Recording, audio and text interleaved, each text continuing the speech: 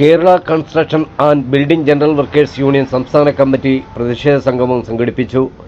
പാലോട് ഓഫീസിൽ സംഘടിപ്പിച്ച സംഗമം സംസ്ഥാന ജനറൽ സെക്രട്ടറി കണ്ണൻകൂട് സുരേന്ദ്രൻ ഉദ്ഘാടനം നിർവഹിച്ചു.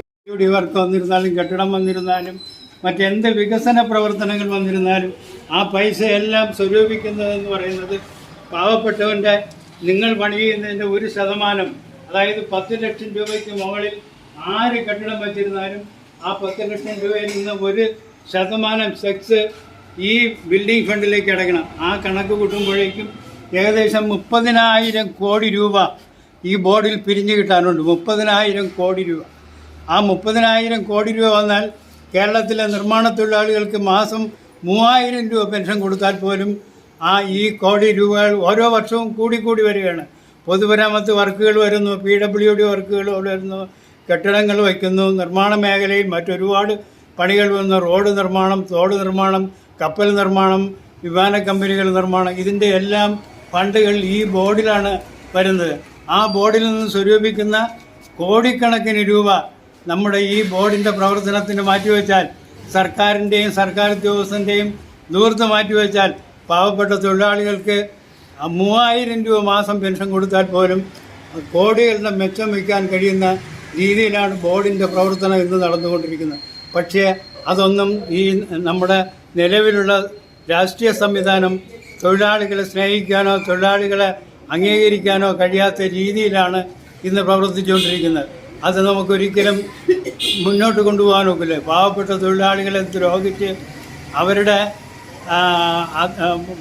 അവരെ പട്ടിണിക്കിടുന്ന സംവിധാനം. കാരണം നമുക്ക് 1990-ൽ ഈ ബോർഡ് വരുമ്പോഴേക്കും അന്ന് പറഞ്ഞത് ഒരു തൊഴിലാളി ഇതിനകത്ത് അംഗമായി 59 വയസ്സായ ഒരു തൊഴിലാളി ഇതിനകത്ത് അംഗമായാൽ 60 വയസ്സാകുമ്പോൾ ആ തൊഴിലാളിക്ക് അന്ന് നിശ്ചയിച്ചിരുന്ന പെൻഷൻ കൊടുക്കുമെന്ന് പറഞ്ഞ് അതനുസരിച്ച് ബോർഡിൻ്റെ പ്രവർത്തനം 2014 വരെ വളരെ നല്ല രീതിയിൽ കേരളത്തിലെ, കാരണം മറ്റ് ബോർഡുകൾ കേരളത്തിൽ അംഗീകരിച്ച മൂന്ന് ക്ഷേമനിധി ബോർഡുകളിലാണ് അംഗീകരിച്ച കള്ള് ഷോപ്പിൻ്റെയും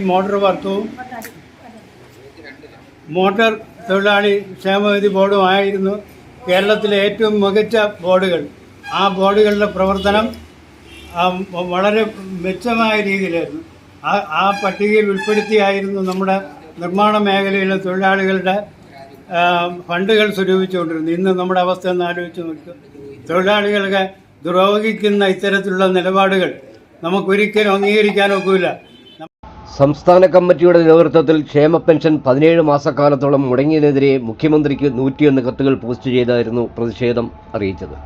കൊല്ലം ജില്ലാ പ്രസിഡന്റും സ്റ്റേറ്റ് ഓർഗനൈസിംഗ് സെക്രട്ടറിയുമായ ജഹാംഗീർ പള്ളിമുക്ക് അധ്യക്ഷനായിരുന്നു. 20, 30, 15, 25 വർഷങ്ങൾ ജോലി ചെയ്ത് വർഷത്തിലുള്ള അംശാദായം അടച്ച് വരുന്ന, അതായത് പെൻഷൻ പറ്റുമ്പോൾ ആശ്രയമില്ലാതെ കഴിയാം എന്നുള്ളൊരു ധാരണയിൽ ഉള്ള ഈ പെൻഷൻ ആശ്രയിച്ച് കഴിയാമെന്നുള്ള പാവത്തുങ്ങളായ ഏറ്റവും നിർധരായ ക്യാൻസർ രോഗികളുണ്ട്, തീരെ നിവൃത്തിയില്ലാത്തവരുണ്ട്, നടക്കാൻ കഴിവില്ലാത്തവരുണ്ട്, സാമ്പത്തികമായി സഹായിക്കാൻ കഴിവില്ലാത്ത ആൾക്കാരുണ്ട്. യോഗത്തിൽ union working president Karakulam Sujeendran മുഖ്യപ്രഭാഷണം നടത്തി. നിർമ്മാണ തൊഴിലാളി യൂണിയൻ്റെയും തയ്യൽ തൊഴിലാളി യൂണിയൻ്റെയും അസംഘടിത മേഖലയിൽ വർക്ക് ചെയ്യുന്ന തൊഴിലാളി സുഹൃത്തുക്കളുടെ യൂണിയനായ കേരള കെട്ടിടനിർമ്മാണ തൊഴിലാളി യൂണിയൻ്റെ സംസ്ഥാന വർക്കിംഗ് പ്രസിഡന്റാണ് ഞാൻ. പെരിങ്ങമല കോൺഗ്രസ് മണ്ഡലം പ്രസിഡന്റ് ഷംസുദ്ദീൻ, INTC മണ്ഡലം പ്രസിഡന്റ് GV വേണു തുടങ്ങിയവർ സമരത്തിന് എല്ലാവിധ ആശംസകളും നേർന്നു.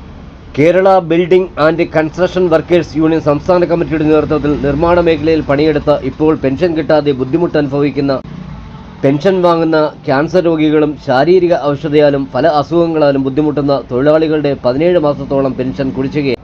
ജോലിയുള്ള സമയത്ത് കെട്ടിടക്ഷേമ ബോർഡിലേക്ക് പണിയെടുക്കുന്നതിൻ്റെ ഒരു വിഹിതം മാസമോ വർഷമോ അടച്ചിട്ട് അവശതയുള്ള കാലത്ത് ഒരു നേരത്തെ മരുന്നിനോ ആഹാരത്തിനോ ആരുടെയും ആശ്രയമില്ലാതെ കഴിയാനുള്ളതാണ് പെൻഷൻ. അത് അവകാശമാണ്, ആരുടെയും ഔദാര്യമല്ല. കിട്ടേണ്ട പെൻഷൻ കിട്ടാതെ വരുന്നത് ഏറെ പ്രതിഷേധവും വേദനാജനകവുമാണെന്ന് അധ്യക്ഷനും അഭിപ്രായപ്പെട്ടു. 101 പേര് ഒപ്പിട്ട നിവേദനം പോസ്റ്റലായി മുഖ്യമന്ത്രിക്ക് അയച്ചുകൊണ്ട് സൂചനാ സമരത്തിന് തുടക്കം കുറിച്ചു. Vishnu, Radhamaniyamma, Lilly Gracy, Babu Lilly, Ramla Mohanan Nair, Purushothaman Nair തുടങ്ങിയവർ സംസാരിച്ചു. ന്യൂസ് കേരളം 24.